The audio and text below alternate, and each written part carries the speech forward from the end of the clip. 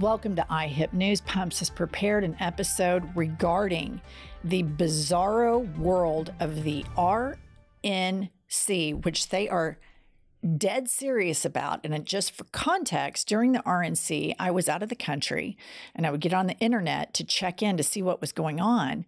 And I saw from the lens of the European news, Hulk Hogan like ripping his t-shirt and Trump blowing him kisses.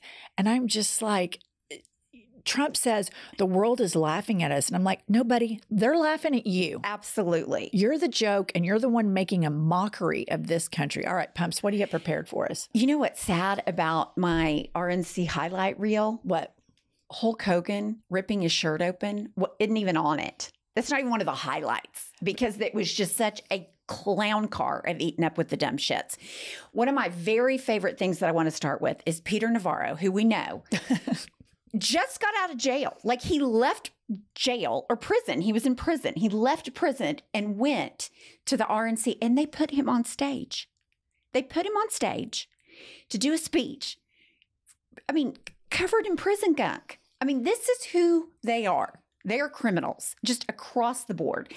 And then another highlight that I thought was Matt Gaetz, who always covers himself in glory. Oh my God. I saw this. I mean, not even just the Botox, but he and Kevin McCarthy just getting into knockdown drag out on the floor of the RNC. Speaking. What night are you speaking? Are you speaking tonight? Or... Being held back. Hey, you're not. If you took that stage, you would get booed off of it. You would get booed off the stage.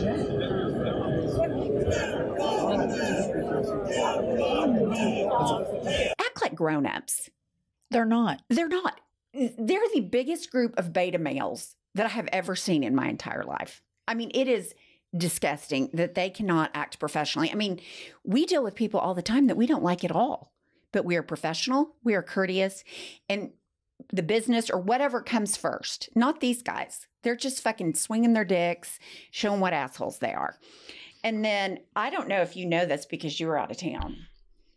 Did you know that when the RNC was meeting, Grindr crashed? Yeah. Yes. These are the moral high horse, family values, men and women. It, as they say, it was the Grindr Super Bowl. Shut down the site because they are lying liars who lie a lot. I don't give a shit if they're all on Grindr. The fact that they sit around and act like they have some moral superiority when they're on Grindr. I mean, it just... that gave me so much happiness. I think the situation with this is that shows you what a policy of a binary choice based in Iron Age thinking that everybody has to be heterosexual, everybody has to be a virgin until married. So you have all, it's sad. You have all these, closet cases that advocate against what their own sexuality is. And all this does is harm the LGBTQ plus community. And it's just, to me, a massive, massive problem. Very similar to the problem like Sarah Palin, abstinence only education. Then all of her kids are knocked up at, as teenagers. Right. Abstinence only doesn't work. Right. Binary choices don't work. Praying the gay away doesn't work. Praying the gay away doesn't Trying work. to MAGA out the gay doesn't work. No. Because look, you crash Grindr. You crash Grindr when you're all together. Mm-hmm. Okay. And then no roundup would be complete. Before we get to the main event, Rudy Giuliani. I mean, he is. I can't believe nobody, first of all, said, Peter Navarro, you can't come. You just got out of prison. But why would they have Rudy Giuliani there? 4 Seasons Total Landscaping pales in comparison to this.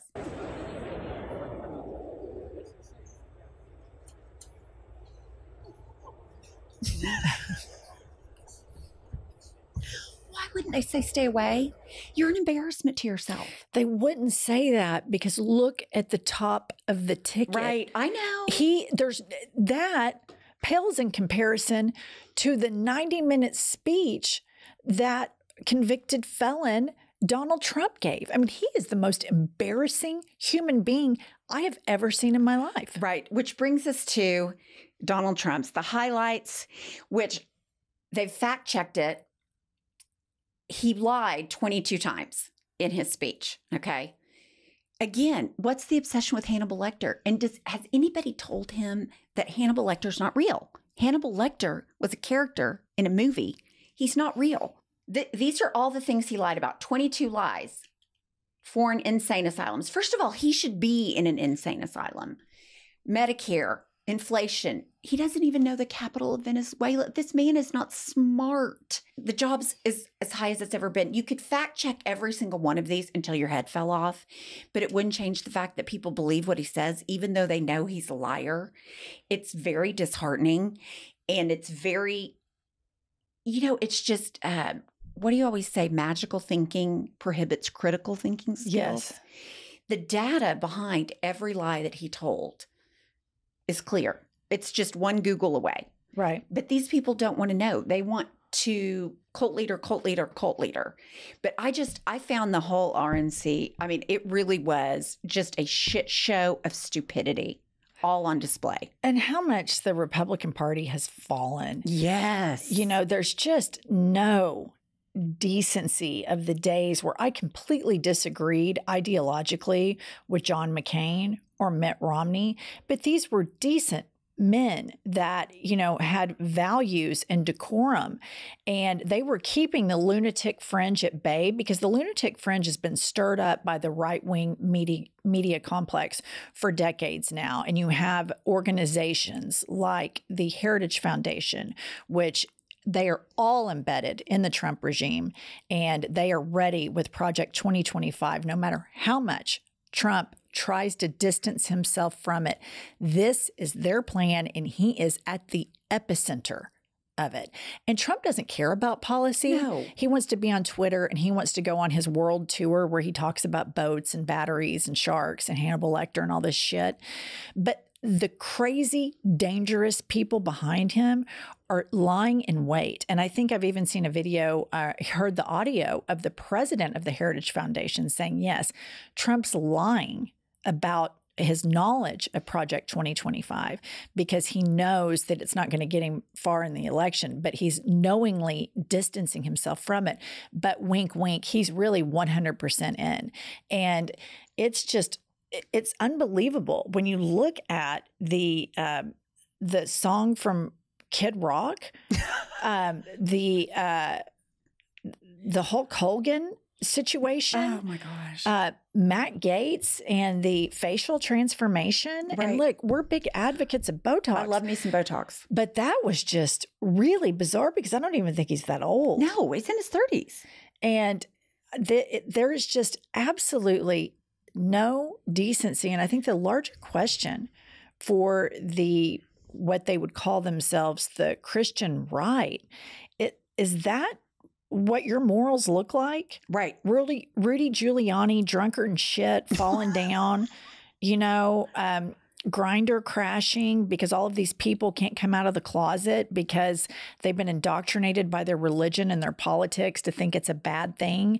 And Matt Gaetz fighting with McCarthy. McCarthy's basically saying, hey, you screwed a 17-year-old. Right. So and then Donald Trump, who demonizes anybody with brown skin and wants to round up all of the immigrants of this country, that doesn't end well. We can look back to the 1940s right. to remember exactly what happened there, and that we are literally on the edge of fascism. But I've said it once and I'll say it again. I think that far radical Christians, whether they be Catholic or evangelicals, they crave an authoritarian system in their religion. They feel like that's what they're most comfortable with.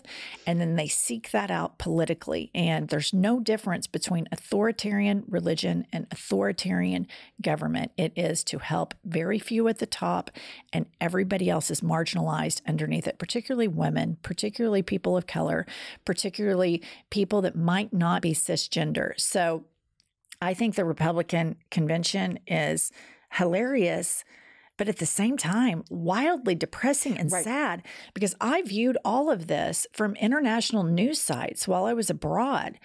And this is like an empire massively in decline. And these people think they're patriotic. Right. And we are not the country. But MAGA is a laughingstock. And I just have one other note, just a minor grievance of mine that I'd like to air. All of the MAGA merch is just in such poor taste. Such poor taste. You know, it's just absolutely a train wreck how it looks, the way everybody had on, like, you know, maxi pads on their ears. It is just so embarrassing to share oxygen in a country with these depraved, deplorable, and I don't think Hillary Clinton went far enough, beyond basket of deplorable lunatics. And I hope that everybody can unite around decency and that we can have a woman, a first female president, go storm the country and restore women's rights and have a prosecutor hold the Supreme Court accountable through an electoral mandate. They want to win, the Republican Party does, by skirting the system. Right. We want to win by the voice of the people. And that's a fundamental difference between us and them. Absolutely. So it was fun. It was scary. I'm with you. I watched it with amusement, yet terrified. Yes. It was both. Because they're serious. They're as serious as a heart attack. They are unserious people seeking very serious, dangerous positions with their very flawed, morally depraved brains. It's really sickening and frightening, and y'all can stick with us for more hot takes. It's so entertaining. Tap the vein. So